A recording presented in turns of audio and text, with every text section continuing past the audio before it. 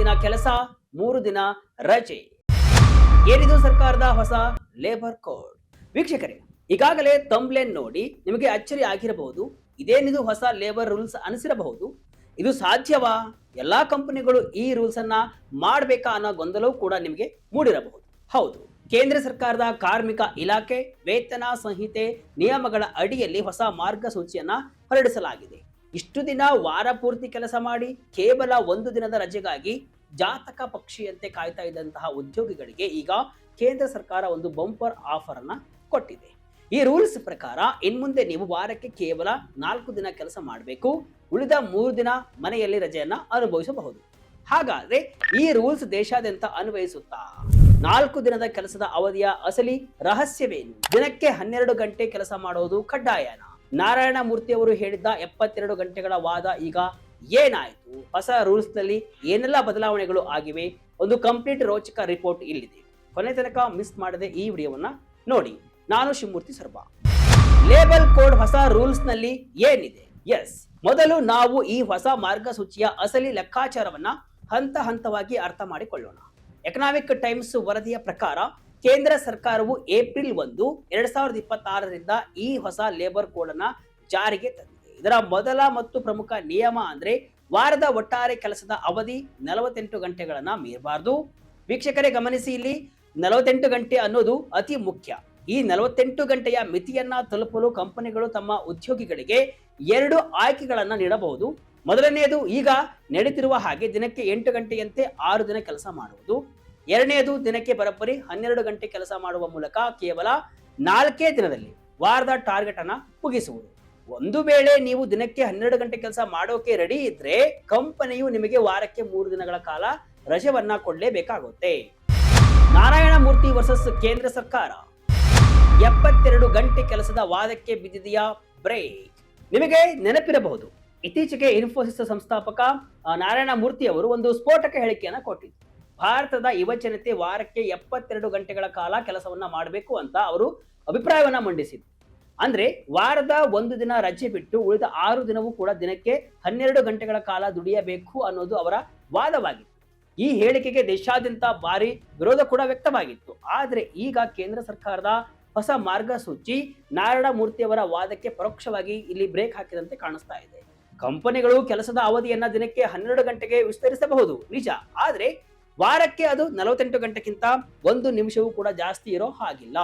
ಅಂದ್ರೆ ಉದ್ಯೋಗಿಗಳ ಆರೋಗ್ಯ ಮತ್ತು ವಿಶ್ರಾಂತಿಗೆ ಸರ್ಕಾರ ಇವತ್ತು ಹೆಚ್ಚಿನ ಆದ್ಯತೆಯನ್ನ ಕೊಡ್ತಾ ಇದೆ. ದಿನಕ್ಕೆ 12 ಗಂಟೆ ಕೆಲಸವನ್ನ ಮಾಡಬಹುದಾ? ವಿರಾಮದ ಅವಧಿ ಕೆಲಸದ ವೇಳೆಯಲ್ಲೇ ಸೇರ್ಪಡೆ. ಈ 12 ಗಂಟೆಯ ಶಿಫ್ಟ್ ಬಗ್ಗೆ ಒಂದು ತಾಂತ್ರಿಕ ವಿಷಯವನ್ನ ನೀವು ತಿಳಿಯಲೇಬೇಕು.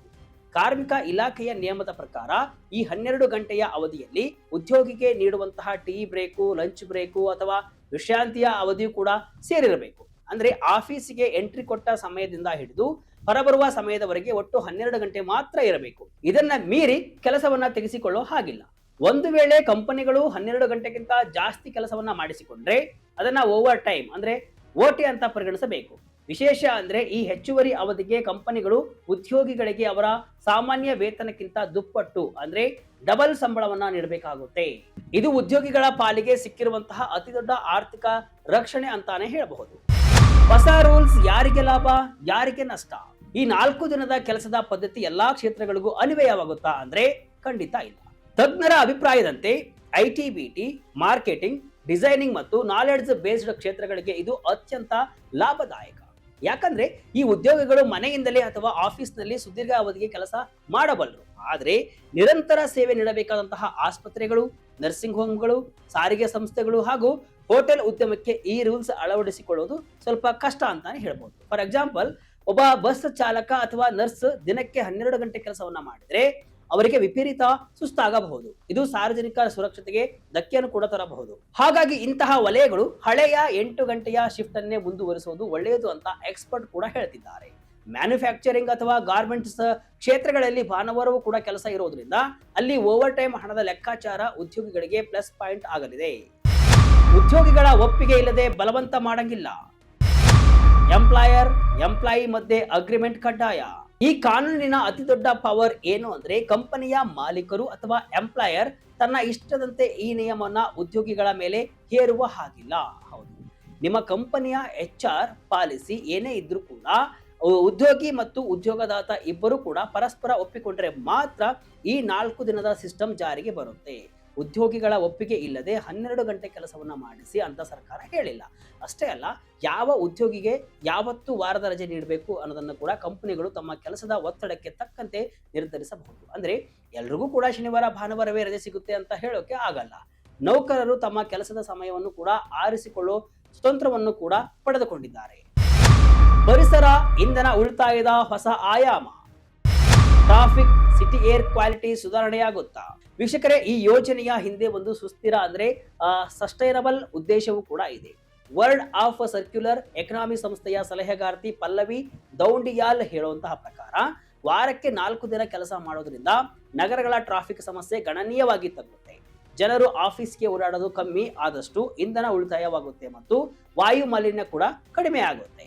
ಇದು ಕೇವಲ ಕಂಪನಿಯ ಉತ್ಪಾದಕತೆಯನ್ನ ಹೆಚ್ಚಿಸೋದು ಅಲ್ಲದೆ ಉದ್ಯೋಗಿಗಳ ಮಾನಸಿಕ ಆರೋಗ್ಯವನ್ನು ಕೂಡ ಅಂದ್ರೆ ಮೆಂಟಲ್ ಬ್ಯಾಲೆನ್ಸ್ ಅನ್ನು ಕೂಡ ಕಾಪಾಡುತ್ತೆ.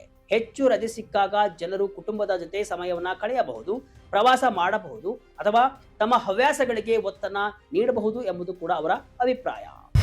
2026ರ ಏಪ್ರಿಲ್ನಿಂದ ಜಾರಿಯಾದ ಬದಲಾವಣೆ. ಉದ್ಯೋಗ ಮಾರುಕಟ್ಟೆಯಲ್ಲಿ ಹೊಸ ಮನ್ವಂತರ.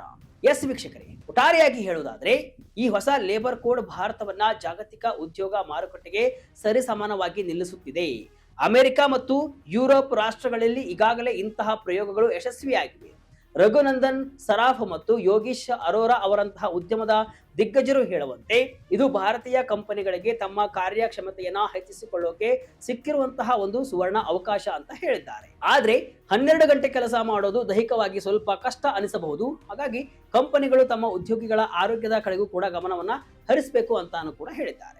ಒಟ್ನಲ್ಲಿ ಕೇಂದ್ರ ಸರ್ಕಾರದ ಈ ಹೊಸ ಲೇಬರ್ ಕೋಡ್ ಉದ್ಯೋಗಿಗಳ ಪಾಲಿಗೆ ಒಂದು ಹೊಸ ಹಾದಿಯನ್ನ ಸೃಷ್ಟಿ ಮಾಡಲಿದೆ. ವಾರಕ್ಕೆ ಸತತ 3 ದಿನಗಳ ರಜೆ ಎನ್ನುವುದು ಕನಸಿನಂತೆ ಕಂಡರೂ ಕೂಡ ದಿನಕ್ಕೆ 12 ಗಂಟೆಗಳ ಕಾಲ ದುಡಿಯುವುದು ದೈಹಿಕವಾಗಿ ಒಂದು ಸವಾಲೇ ಸರಿ. ಆದರೆ ಬದಲಾಗುತ್ತಿರುವ ಜಗತ್ತಿನಲ್ಲಿ ಕೆಲಸದ ಉತ್ಪಾದಕತೆ ಮತ್ತು ಉದ್ಯೋಗಿಗಳ ಮಾನಸಿಕ ಆರೋಗ್ಯದ ನಡುವೆ ಸಮತೋಲನ ಕಾಯ್ದುಕೊಳ್ಳಲು ಇದೊಂದು ದಿಟ್ಟ ಹೆಜ್ಜೆಯಾಗಿದೆ. ಹಾಗಾದ್ರೆ ನೀವು ವಾರಕ್ಕೆ 4 ದಿನ 12 ಗಂಟೆ ಕೆಲಸವನ್ನ ಮಾಡಲು ರೆಡಿ ಇದ್ದೀರಾ? ಅಥವಾ ಹಳೆಯ 8 ಗಂಟೆಯ ಶಿಫ್ಟೇ ನಿಮಗೆ ಇಷ್ಟವಾ? ಕಮೆಂಟ್ ಮೂಲಕ ತಿಳಿಸಿ. ಇದಿಷ್ಟು ಇವತ್ತಿನ ವಿಶೇಷ. ಇದೇ ರೀತಿಯ ಹಲವು ವಿಶ್ಲೇಷಣೆ ಮಾಹಿತಿ ಅಷ್ಟೇ ಅಲ್ಲ, ಮನರಂಜನೆಯ ವಿಡಿಯೋಗಳಿಗಾಗಿ ವಿಜಯ ಕರ್ನಾಟಕ ವೆಬ್ಸೈಟ್, ಫೇಸ್ಬುಕ್ ಹಾಗೂ ಯೂಟ್ಯೂಬ್ ಪೇಜ್ ಅನ್ನು ಫಾಲೋ ಮಾಡಿ. ಧನ್ಯವಾದಗಳು.